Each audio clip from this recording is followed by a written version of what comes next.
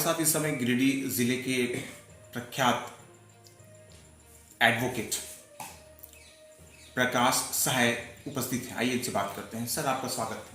धन्यवाद। हमारे दर्शकों को आप संक्षेप में अपने बारे में कुछ बताएं। मैं पिछले लगभग 29 वर्षों से यहाँ एज ए लॉयर प्रैक्टिस कर रहा हूँ और गिरिडीह में, और मैं फिलहाल गिरिडीह जिला अधिवक्ता संघ का अध्यक्ष हूँ। इसके पूर्व भी मैं यहाँ का अध्यक्ष रहा था अधिवक्ता संघ का 2012 से लेकर 2014 तक। फिर इस साल अप्रैल महीने में चुनाव हुआ, जिसमें मैं अध्यक्ष पद के लिए मैंने अपना नामांकन किया, और यहाँ के जो अधिवक्ता हैं उनके आशीर्वाद, प्यार और सहयोग से मैं एक बार पुनः अधिवक्ता संघ का अध्यक्ष बना।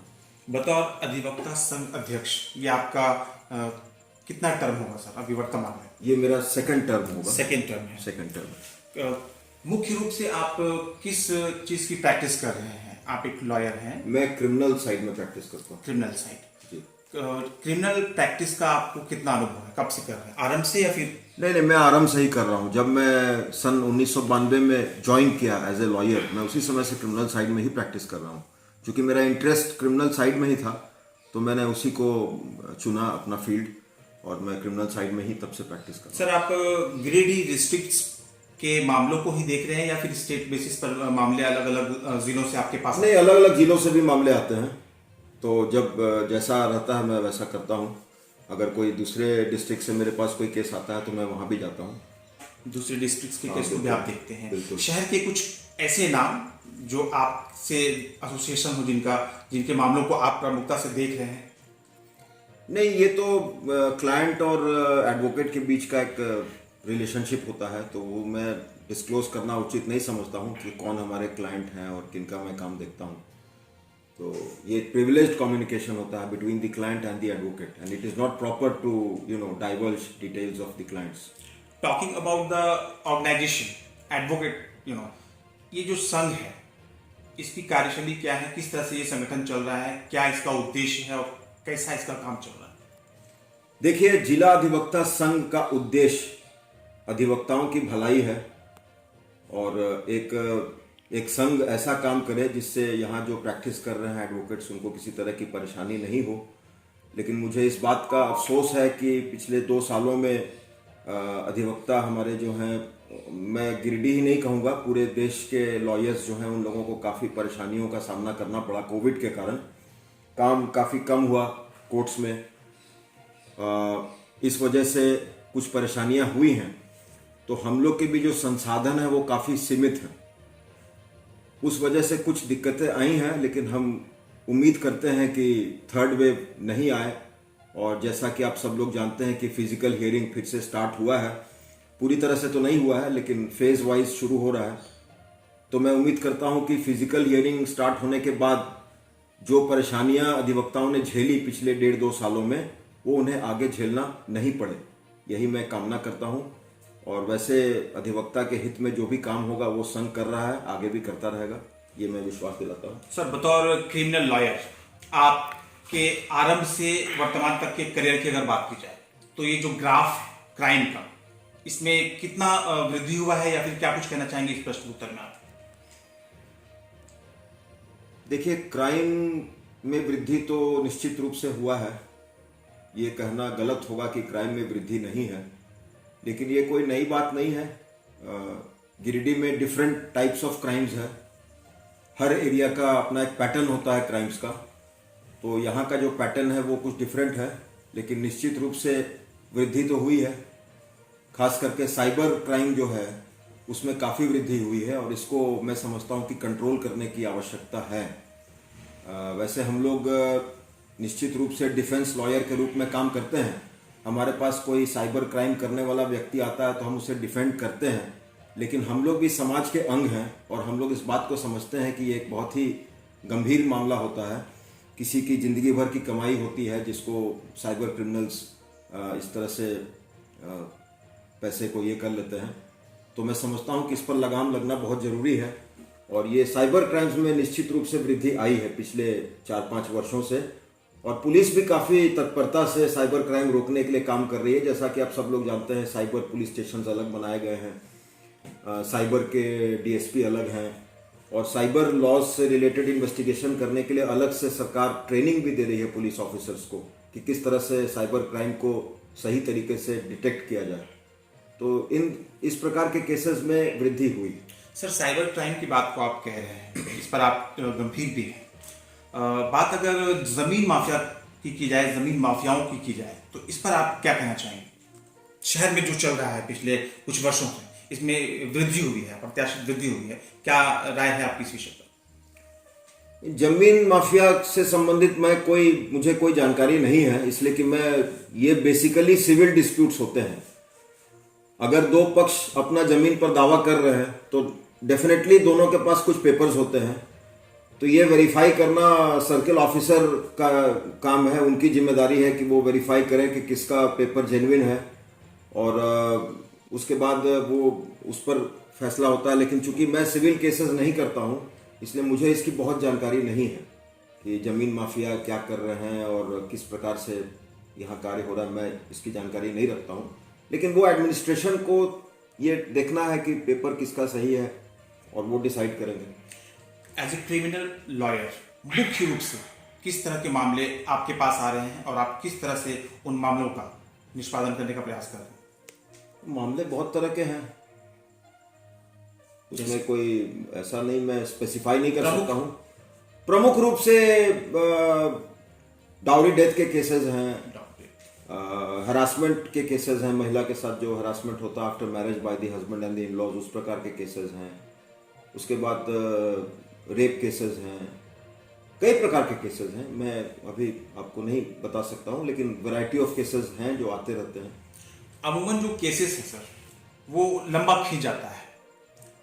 क्या कुछ ऐसा होने की संभावना है जो केसेस जल्द से जल्द उनके निपटारे हो जाए, फैसले हो जाए, ताकि लोगों का जो है विश्वास थोड़ा सा ज्यादा बढ़ जाए कानून की तरफ?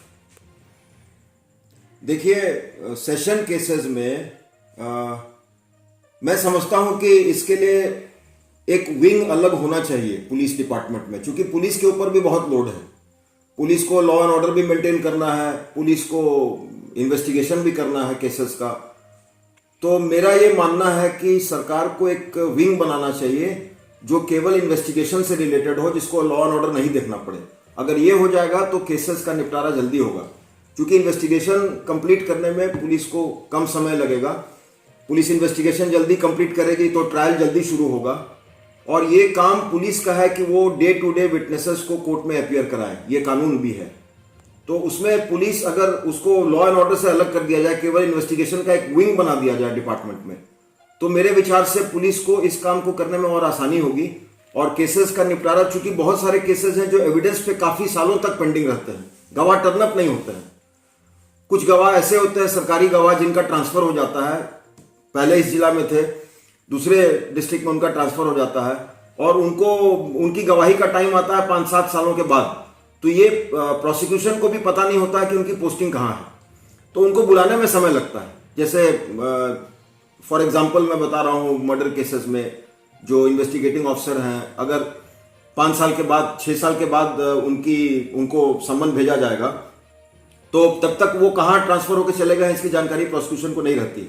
या डॉक्टर जिन्होंने पोस्टमार्टम किया है उनकी ट्रांसफर हो गई है तो उसकी भी जानकारी प्रोसिक्यूशन को नहीं रहती। तो उसमें डिले होता है ट्रायल कंक्लूड करने में। अगर ये विंग अलग हो जाए प्रोसिक्यूशन का, जो पुलिस का एक विंग है जो केवल इन्वेस्टिगेशन को ही देखे और ट्रायल को मॉनिटर करे, केसेस का जो ट्रायल होता है कोर्ट में, तो मैं समझता हूं कि निपटारा जल्दी हो सकेगा। वैसे पिछले 2 सालों से तो ट्रायल काफी पेंडिंग है। ये यहाँ की बात नहीं है, पूरे कंट्री की ही बात है। बहुत सारे केसेस में ट्रायल नहीं हुआ है। तो एक एक्स्ट्रा ऑर्डिनरी सिचुएशन आया कोविड, जिसके चलते ऐसा हुआ है। लेकिन मैं समझता हूं कि ये धीरे धीरे ये प्रॉब्लम कम हो रहा है और अब पहले के मुकाबले केसेस का डिस्पोजल जल्दी हो रहा है। एक लंबा अनुभव है आपके पास, कोई जटिलतम केस आपको अगर याद हो अपने करियर का, जिसे आप हमारे दर्शकों के सामने रखना चाहें, अपने पूरे करियर का जटिलतम केस जो आपको याद है? नहीं, ये मैं अभी डिस्क्लोज करना उचित नहीं समझता हूँ। सर, आप एक प्रसिद्ध चिकित्सक और प्रख्यात समाजसेवी के पुत्र हैं। समाज सेवा के क्षेत्र में आपका भी नाम पूरे गिरिडीह शहर में जाना और पहचाना जाता है। समाजसेवी के रूप में आपका शहर के लिए क्या योगदान है, क्या काम करते हैं आप एक समाज सेवी के रूप में? देखिए, मैं पिछले 20 सालों से रोटरी क्लब से जुड़ा हुआ हूँ। मैं rotary club of Giridih greater का अध्यक्ष भी रह चुका हूँ और अभी वर्तमान में मैं रोटरी क्लब ऑफ गिरिडीह का मेंबर हूँ। रोटरी क्लब के प्लेटफॉर्म से भी मैं सामाजिक काम करता रहता हूँ। उसके अलावा मैं कला संगम का अध्यक्ष हूँ। कला संगम जो एक कल्चरल ऑर्गेनाइजेशन है, उसका भी मैं अध्यक्ष हूँ। पचम्बा जन कल्याण समिति का मैं अध्यक्ष हूँ और इन प्लेटफॉर्म से मैं सोशल सर्विस करता हूँ जितना मुझसे हो सकता है। इसके अलावा भी अगर कोई मेरे पास आता है तो यथाशक्ति जो होती है मैं प्रयास जरूर करता हूँ मदद करने का। तो वैसे तो मैं मुख्य रूप से इन 3 संस्थाओं से जुड़ा हुआ हूँ और इसके अलावा भी मैं सोशल सर्विस करने का प्रयास करता हूँ। सर, क्या संदेश देना चाहेंगे जिले वासियों को हमारे चैनल के माध्यम से? संदेश यही देना चाहेंगे कि अभी अगर लोग ये सोचते हैं कि कोरोना ख़त्म हो गया है तो ऐसी बात नहीं है। अभी भी सावधानी बरतने की आवश्यकता है और मैं लोगों से यही निवेदन करूंगा कि भीड़ से बचें, वैक्सीनेशन जरूर लें, बाहर निकले तो मास्क लगाएं, दूरी मेंटेन करें और इस बात को और फैलाएं कि अभी भी कोरोना ख़त्म नहीं हुआ है। तीसरी लहर की आशंका बनी हुई है। उससे बचने के लिए जो भी हम लोगों को प्रिकॉशंस लेना है वो लेना बहुत आवश्यक है। सर, हमारे साक्षात्कार के इस विशेष कार्यक्रम का हिस्सा बनने के लिए और हमारे प्रश्नों के उत्तर पर गंभीरता से विभिन्न बिंदुओं पर अपनी राय रखने के लिए आपका बहुत बहुत धन्यवाद। धन्यवाद। आप सुन रहे थे शहर के प्रसिद्ध अधिवक्ता और गिरिडीह जिला अधिवक्ता संघ के अध्यक्ष प्रकाश सहाय को हमसे जुड़कर विभिन्न बिंदुओं पर अपनी राय रख रहे थे और शहर में जो हलचल हो रही है, जो भी एक्टिविटीज़ हो रहे हैं, उन सभी एक्टिविटीज़ को हम सभी के सामने अपने स्तर से रखने का प्रयास कर रहे थे, जो इनके कार्यक्षेत्र के अंदर हो रहा था।